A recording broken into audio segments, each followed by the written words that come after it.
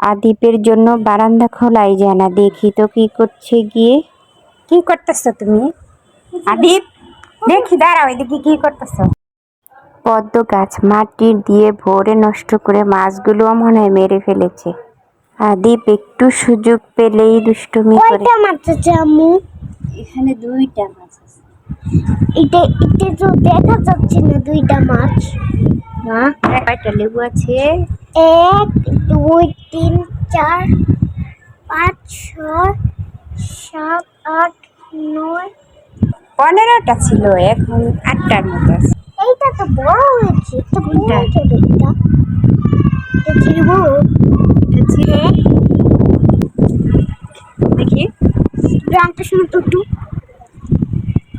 Wow, গ্রামটা তো অনেক সুন্দর। তাই